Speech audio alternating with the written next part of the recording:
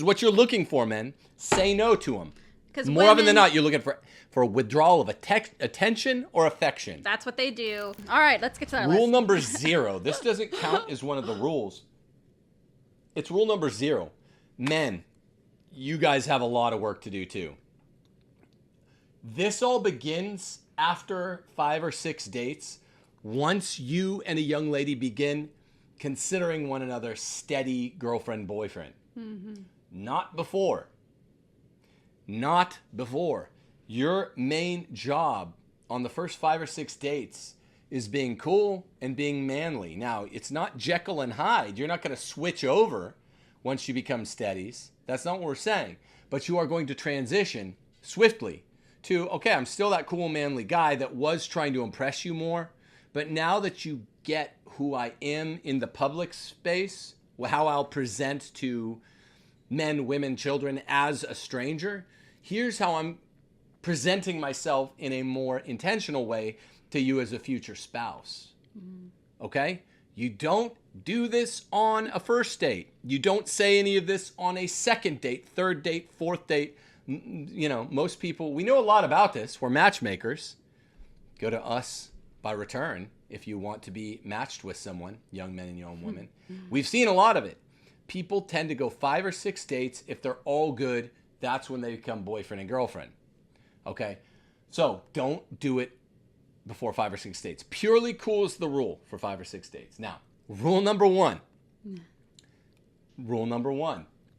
Once you're steady boyfriend and girlfriend with the young lady, say no lots, authoritatively, often.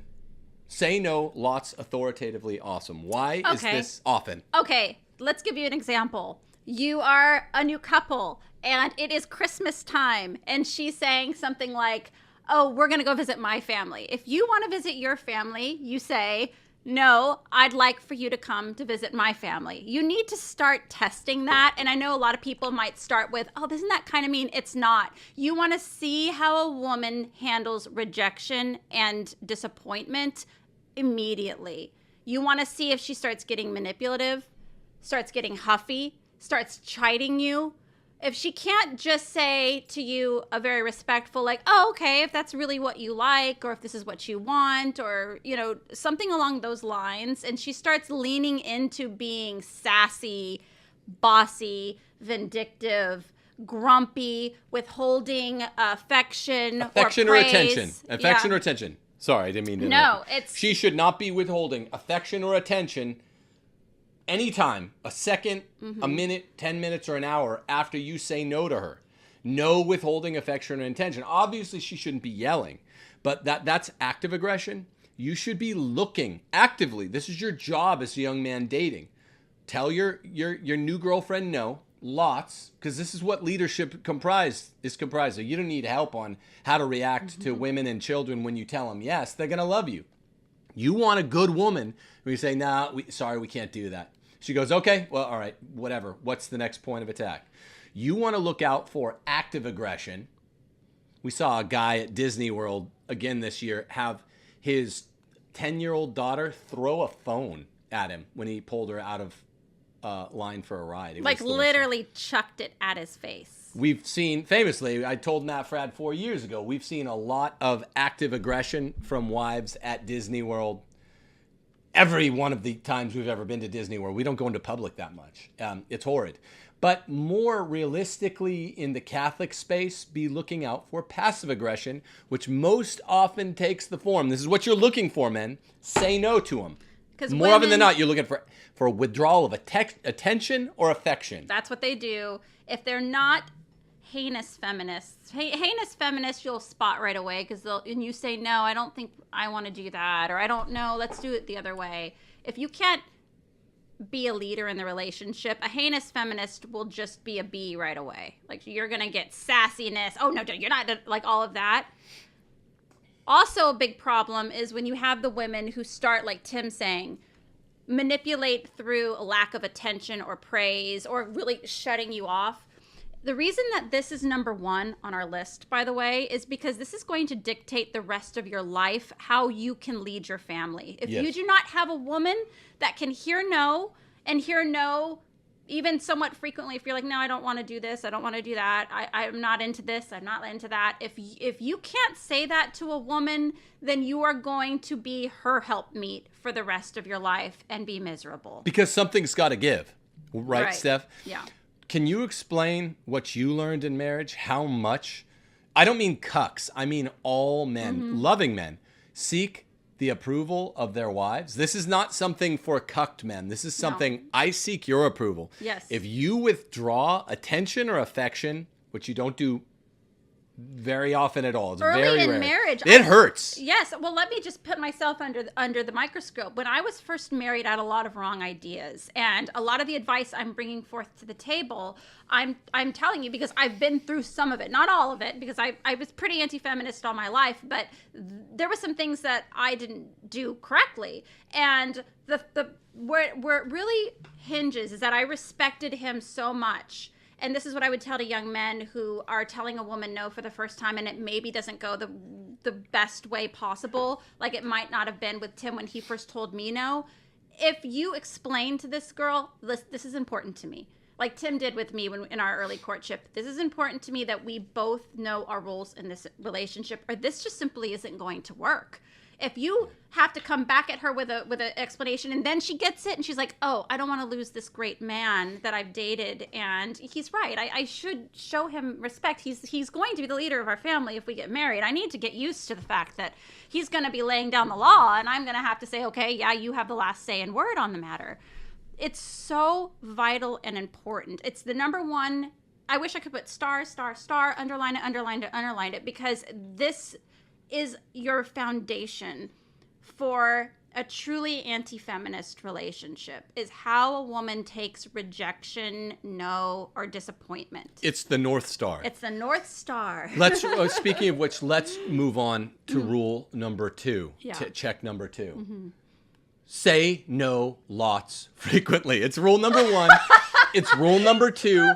It is the seat of your future happiness as a husband and wife. I'm not joking. It's rule number 1 and rule number 2 out of 10. And these are ranked in order of importance. And again, Tim does this so well because people might say no. Isn't that kind of jerky to always be saying no? You don't have to be an a-hole about it. You don't have to say like, no, we're not doing that. Shut up, sit down, and be quiet. What that looks like in a real world example is like a lot of times I have ideas around the household. Hey, Tim, I want to do this. I'm thinking I want to, put brick in the kitchen or something like that. And he's like, no, I'm not. That was my idea. No, yeah, that was your idea. But if it wasn't his idea, or if he didn't like it, he is very respectful in how he's telling me no. And he has, ladies, the man has a right to say it, and you have the duty to listen to it. So, but it's authoritative. It's It very is. friendly. Yeah. People know, you probably could tell, I'm not really a micromanager at all. But if I say no, it's like, no, definitely not. Here's why. That's how it goes. I'll say no, definitely not. Here's why.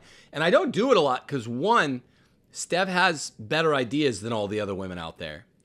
But 2, she's still a woman. So there's a healthy dose of bad ideas because a woman, right? That's real what bad ones come through.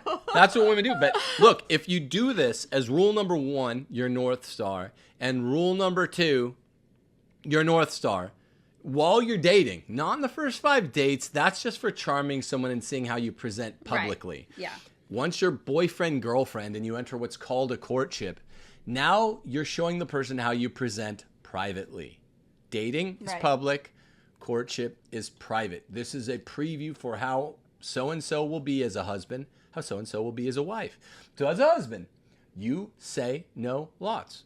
It's a virtual authority. Thomas Aquinas would call this a virtual authority because it represents something to come. Right. You can't tell her what to do yet, but you could say, as between you and I have this virtual authority because the day we get married, I'm going to act exactly as I've acted in the courtship. So say no lots. Now, the first paragraph, the first sentence of the case for patriarchy is, have you ever been out with your guy friends and you say, let's go do this, and they say, I have to check with the boss? And I go on to describe how perverse that is because he's the boss. That's the opening idea in the case for patriarchy for a reason. The reason is this dysphoric mistaking of wife for boss involves a diminution of the man's authority. So there's nothing like saying no. That's the ultimate shit test for who's really in charge. Remember how they say, who can't you criticize on public airwaves? That's really who's running the show. Yeah. You might have some ideas who those people are. Whoever they are. I don't know. I don't know. I'm not saying anything right now, but whoever you think they are, they're the ones you can't critique. Well, the one that says no and can't be said no to is who's really the boss. Right. People will confuse. Now, the average couple out there with a more acrimonious relationship than me and you have, I'm just going to flaunt that for a second. They will go, oh, we mostly agree. Whoa. You agree less often than this lady and me, right? Because we get along and we agree intellectually about almost everything. But that's not all the time. So you still disagree more often than us, and we disagree often enough that there has to be authority because we're two different people. Who wins every time we disagree? Of course, the man, the boss. It's that simple.